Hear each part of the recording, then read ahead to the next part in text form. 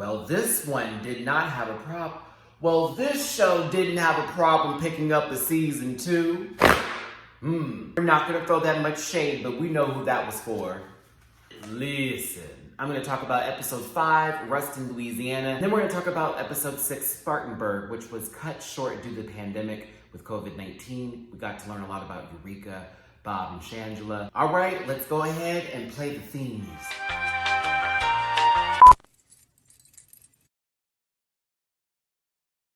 Listen.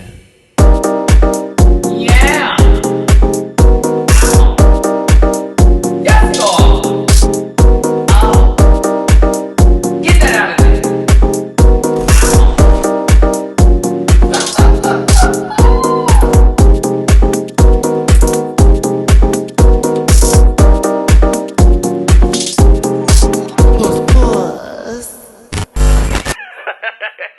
Hey everybody, it's your boy Matty Rants. Thanks so much for tuning in. Do me a favor and hit that like button, hit that share button, and subscribe to the channel.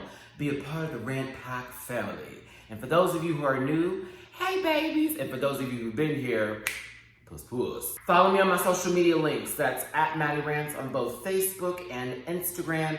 And on the Twitter, you can follow me at the MattyRants. And if you want to donate to the channel, please and thank you. That's paypal.me/MattyRants, Cash App $MattyRants, and Venmo Matty-Rants. All donations are loved and appreciated. Okay, kids.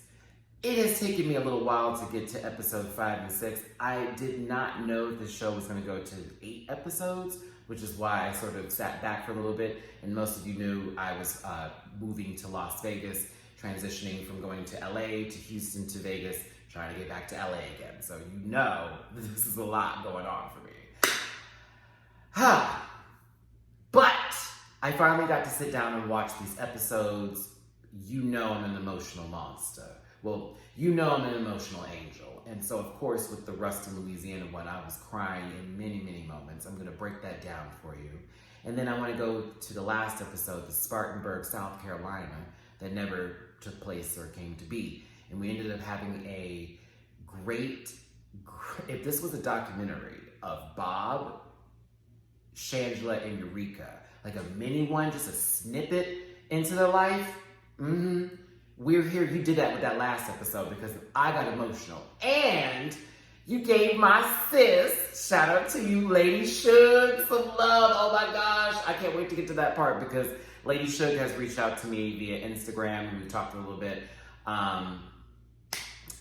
I have so much respect and love for her and the indigenous community in New Mexico. As a matter of fact, the indigenous community, wherever they are, everywhere they are, and their story, and I'm glad that we're here, presented that to us. But let's get into episode 5 first, and then we're gonna go into the finale, episode 6. So the Ruston, Louisiana episode actually had one of my favorite intros for the show, the whole back swamp area, and you know I'm from Houston, Texas, and I'm very familiar with Louisiana, baby. So when they had this, I gotta say, Shangela and Bob's outfits were just right with the money. Now Eureka, once again, I don't know what's going on, sister. It was a good look, but you never seem on theme with your sisters. Not all the time, lies, because there was a couple episodes where it was like, oh, they're all in uniform. But this was another one where I'm like, is she giving saloon tease versus back swamp realness huntress? I did love the intro. I thought it was great. The music, everything with the mood that was going with it. And then going into the cupcake bar and having that full moment was also really cute as well. We had Jose, Stacy, and Lynn. Jose was with Shangela, Stacy was with Bob, and Lynn was with Eureka. Now, starting with Jose's story first, and I'm gonna just break down everybody's a little bit quickly here, so don't think that I'm not giving them their full story. There's just a lot of noise happening in this house, and I'm trying to get through this. Jose was such a cutie, and it was really sad to hear him struggling with wanting to be himself and being fully open and feeling judged within his community, and also his relationship with his mother, which he had a different perspective of, but his mom, when we saw her, and there was this whole conversation that they had, that was very intense and deep. Jose, I've been there. I have been on that other side of the table, and you don't know how she feels. She said a whole lot of beautiful stuff, and that when she was 12 and he came out that she accepted him and she's always loved him, but that wasn't the issue that she had with him, where there was apparently this miscommunication where the church family that they had came to her about her son being out with men, and then her and him getting into it over that, which she then said, no, that wasn't the case. It was more so not that you were gay or a homosexual, that you were hanging with the wrong people or doing the wrong things, or your actions were becoming erratic or scary. Just a little bit, you know, y'all heard that conversation. That's where it was going. And that she really always loved him and it was never an issue. But Jose was telling Shangela, listen, that's what we got and that's the face she gave, and there were strangers here, so here we are. But let's say if it's the entire family, I don't know. Personally, I hope the relationship is mended from the situation. I'm glad that he was able to speak his piece and to be able to perform the way he did on that stage, because I was here for Jose's performance with Shangela and the good Judy. Was it Jamario or was it just Mario? I thought I heard Shangela say it one way one time and another way the other time. Anywho, he was cute. They performed together on stage, and he was a friend he could look up to who was openly himself and unapologetic about it, and that Jose wanted to have that same kind of inner strength. I felt for Jose again. I've been that young sir who has just been stuck in one shell and have had such a hard time to break out and just be themselves because of your family's opinions, people's opinions, just allowing everybody else's feelings to affect you when you are the only person that matters. So Jose, you did the performance. I thought it was great, beautiful show. Shangela, y'all did that. Shangela, the fact that you ain't had crawfish and you from Texas, I said fresh. You hadn't had crawfish and you're from Texas, sister. And I know you've been to Louisiana, because if you're from Texas, you've been to Louisiana all the time. That's the back and forth trip. Back and forth. It was funny. I had a good time with Shangela this episode, and I love my sister Shanji. And I'm going to talk about her especially later when we get to this next episode. On to Stacy. Stacy is a heterosexual male brother. I was actually like, whoa, I was here for him pulling that trailer to the truck, y'all. Can I find me one of those, please? Yikes. Stacy is a heterosexual male, black male, who is an ally to the LGBTQ+A community. And what I found great about seeing him this way is that as a black man, to see a black, hetero, very macho male person be an ally to the community, it's a huge step and it's very important, especially when in this community there's already some issues within the community about being masculine in its own heteronormative self. So to see that guy there being able to be fully okay with being in drag, I'm glad they didn't cut the beard off too, brother, because honestly it looks good on you. But Stacy's story was it was good to see this guy be able to jump into the situation, be free with it. You know, the performance was dope too. I was here for the mask on the face at first. I thought we were getting a full Valentina moment, but then he ripped it off and he started doing the lyrics and he was really on it. Bob did a great job. And Bob did an excellent job with the opening of the show too, with that good old mustard ketchup wig, sister. I'm giving some MILF money. You got that? I was here for it. Now, Lynn was a peach. Lynn, I love you, darling. I love Jose and Stacey too, but I gotta tell you, Lynn, I love you, I love you, doll. Okay? You got Maddie's heart. You surviving that accident, I'm thankful for, and I'm happy to see you still here, but for you to show you surviving this accident in a way to make me feel comfortable if I was ever put in that situation where I lost an arm and a leg, both. And I'm getting up every day and I'm making my life work for me. That is true strength, because a lot of people cannot get out of their head and lose faith in themselves when they lose something that they've had for so long. And you have found love with your beautiful girlfriend, and you have found such a spirit in yourself that I saw throughout this entire show that touched my heart. And I'm thankful to, once again, I love this show so much, I get emotional watching it, but I'm thankful that the people they've chosen for Rustin specifically, their stories individually span across that small community.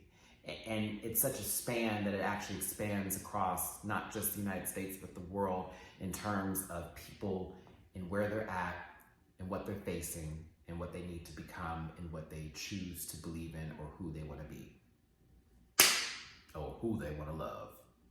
I love you, Lynn. Your performance with Eureka was everything. I was gagged when Landon sighted her. Landon, you're my brother. Hey, Landon. Y'all know that's my brother. I love Landon. Oh, God. Landon is good people. Landon is so good people. So when Landon was giving her the tips and tricks to be a true drag king, I love it. And what else I love about this is that I get to see these people from different shows like Dragula, and then you see someone like Layla McQueen, who was eliminated through a horrible fashion on Drag Race. But they're working, and they're still, you see them in the camera now. I mean, she wasn't in the camera for Celebrity Drag Race like I think they should have been, and not for these online clips.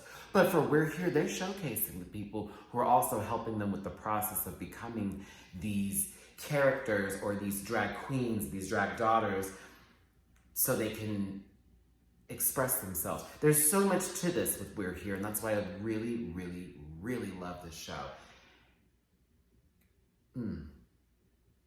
So I'll continue. I feel like I forgot some things. Ooh, also, I was very happy that they gave us Essential and Drag Queen viewing. If you have not seen that performance of Mama falling from the ceiling to the ground in the split on beat, what queen? Wasn't it a gag? There was like a Facebook group that was just dedicated to hating on them too. Like, so true. Like, that's just for anything. You can type in stuff now and see dedicated groups to people who have apparent issues with themselves. It's terrible.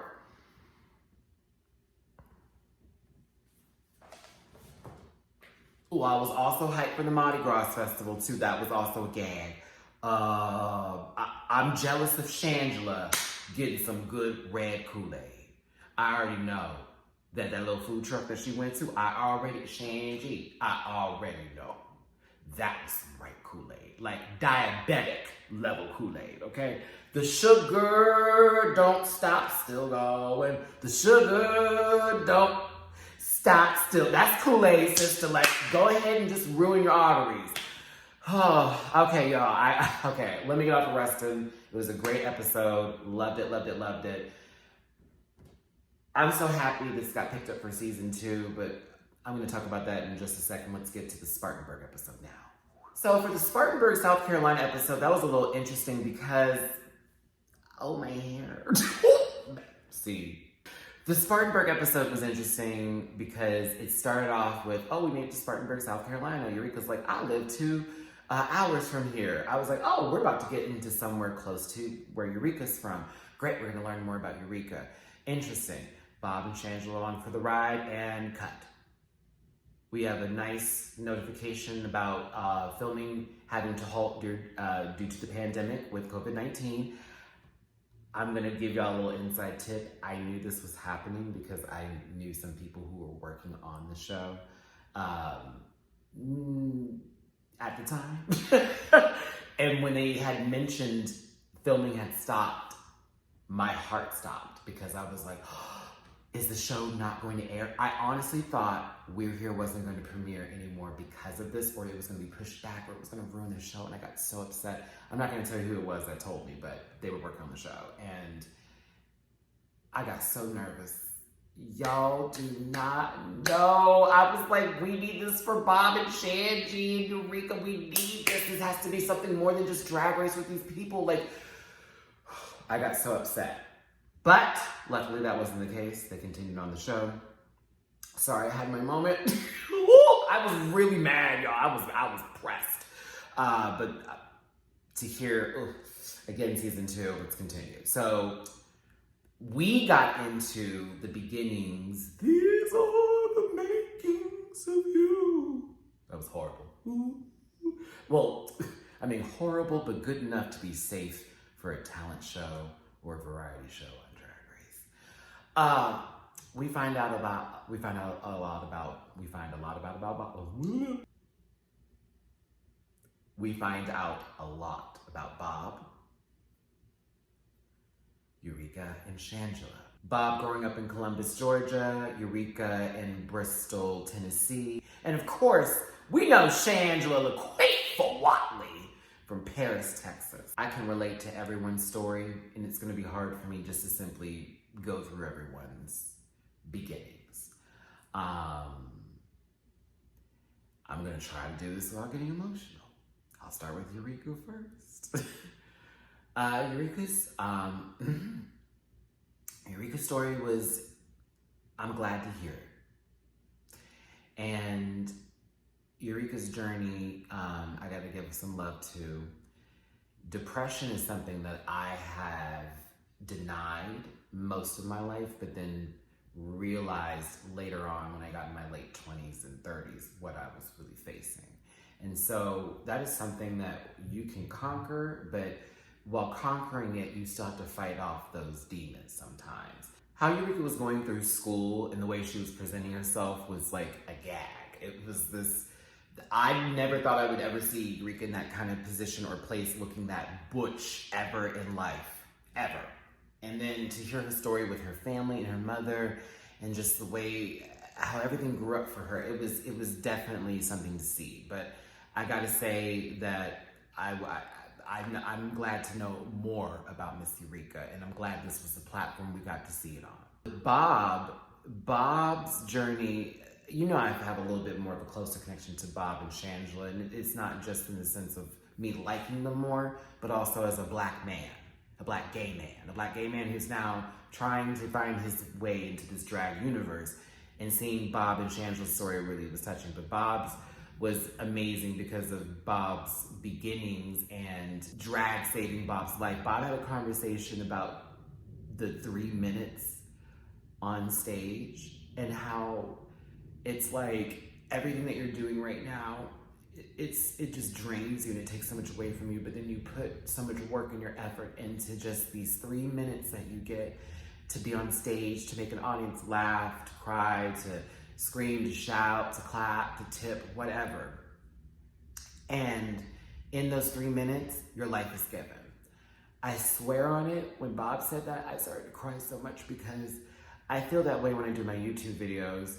And sometimes when I'm off camera and I'm not, I say performing or I guess creating or doing something, I kind of, you know, feel like, and I want to get back on camera. I want to get back to talking again. I want to get back to doing this. And even with performing, like with me wanting to do drag, that is definitely the feeling I am striving and thriving for. Y'all don't know this, but you may know this for some who have seen me on a stage before. I live for the stage. I live to dance, I live to perform, I live to act, I live to just do. I live to cut up, I live to entertain. I just live to entertain. And if I can get an audience together or I can get people to laugh at something, even if I'm in a line at Target, it like gives me so much. And so when I'm around people who don't reciprocate that kind of feeling of me wanting to get them to feel or like have that same kind of love or energy as me, it brings me down. So I gotta tell you, when Bob had that conversation about those 3 minutes, the red trigger started, a spotlight was on. I was Jennifer Hudson in Dreamgirls. Look at me, I am changing. Oh, we're not gonna do this today. Oh, Shangela's story. Shangela, DJ, if you're watching this, Bob, if you're watching this, Eureka, if you're watching this, just love to y'all. But Shangela, I'm gonna look crazy. I might have to put my glasses on because I don't want y'all to see me look this much of a wreck. But when Shangela was describing her journey into Hollywood and the nose and the first 4 months of being there and, oh, this isn't gonna work out, am I a failure? Y'all know I packed my car up with the very little money I had and a lot that was donated by y'all, and I went to LA And that first 4 months, that was just what it was. So when Shangela started talking about it, it hurt. Because for me, even now in Vegas, I don't feel like I'm a failure. But I did for a while in LA. And I went to auditions and I was not what they were looking for, or I'd get kind of far and they just wouldn't go there. And I thought, oh, I'm not special in this, and what the hell, you know what I mean? Like, this can't be possible. And I kept telling myself to keep going, but I found myself digging a hole while I was in LA, and my depression overcoming my confidence. And so I'm trying to get back, and I'm trying to still work and do everything I can out here in Vegas. But when I tell you, when Shangela started to describe her process, the journey, you know, the nose, and then finally something hit and getting into drag, that just touched my spirit on a whole nother level, y'all. On a whole nother level. One of the reasons, I guess I would say one of the many reasons I wanted to get into drag was because there was always this energy and spirit with me that I have not been able to fully release. And I have gotten painted by, you know, a great makeup artist, Angel, and my good friend and lovely drag queen, Lucille Balls, and also being painted by Drag Race alumni, Raja D. O'Hara. You know, I have a drag mom, Honey Davenport now, and I haven't gotten into that. I haven't gotten to perform yet. I haven't gotten into a full geishable moment just yet, but I'm getting there. But it's also me with my confidence right now saying, okay, I can do this by myself and I can get here on my own, and I'm gonna be beautiful, and I'm gonna be stunning and amazing, and I'm gonna be this person who I have kept away from myself because of being feared of men not finding me attractive, fear of family not wanting to accept me. It's Shangela's journey really felt like it was like on the same track as my own. And so I found a piece of myself with DJ. And it's crazy, I haven't met you yet, Shange. I don't understand it.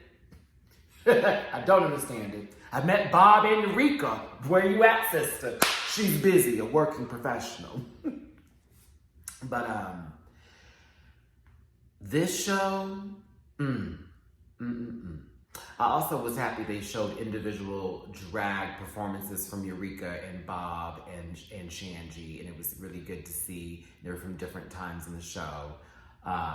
And then I was also very happy and thankful that my sister, Lady Shug, your performance was beautiful. It was amazing. As the full process of taking off the jacket and then, you know, that word being on your shirt, you ripping it off and going into full transformation, already being transformed and bringing us on the journey. Thank you for reaching out to me and showing me some love, y'all. Lady should reach out to me on Instagram, and she shared my video with people and thanked me for respecting her heritage and her culture, the indigenous tribe and people that have been almost erased, if not erased now. And we, as Americans who are on this land and this soil, have a power to not only stand up for those who are being erased, but also those who are for the injustice that's happening right now in this country. And we can just drive down the line, or we can just cherry pick. We can just pull stuff out. Full ice raids, a wall being made, families being taken away from each other, children being put in cages, not being fed properly. You've got people walking down the street trying to work out, being shot, and it being like a full-on questionable moment of, well, was it for the right reason? How so? The man was jogging. Somebody's being put a knee on the neck for 10 minutes, 8 minutes and 40. How long was it again? And we're questioning If it's right or wrong and we're wondering why people are upset, listen, we're here. And it's a lot of us that are here. We're here. And this show is important. And I'm thankful to HBO for reaching out to me. The press kit was amazing. I'd never gotten one before in my life. And I was like, this is so dope. You know? And to get my first screener episodes, this is the show that did that for me. Not the shows I've been reviewing. This show did that. And every episode was great. Every one of them. For it not to be, there is no way it wouldn't have been renewed for season 2. And if it hadn't been, we all know that would have been some B to the S to the rest, okay? We all know it. So for this to be renewed for season 2 is a blessing. I'm so happy. I am so thankful. I want to be a part of this show so bad. I don't know what I can do besides continue to do these reviews, but I would love to be a part of the show. I don't know how, in what kind of capacity or way, but I would love it. But y'all, we're here. It's on HBO. Please check out these great 6 episodes that have been released. They've been renewed for season 2, so we will have a season 2 of this. You know I'll be covering it because I am what? The Matty Rants, and this is what I do. Do me a favor, hit that like button, hit that share button, hit that subscribe button. Go ahead and follow me on my other social media links that are in the description downstairs, as well as donate to the channel if you can. Give some love to everybody you've seen on this show. Every single person who has given us their heart, who has shown us who they are truly, and who has, you know, inspired a lot of us to get up and show that we are here, okay? We had great production, great cinematography, great music, great choices, you know, for the music, and the right queens. Good stuff. All right, hugs and kisses, my best love and wishes to you. It's your boy, Matty Rants. I'm done getting sobby for the rest of the day. I will talk to y'all later, and check out my legendary episode 4 reaction video, as well as this coming up, and of course, Drag Race Saturday. Talk to y'all later. Bye.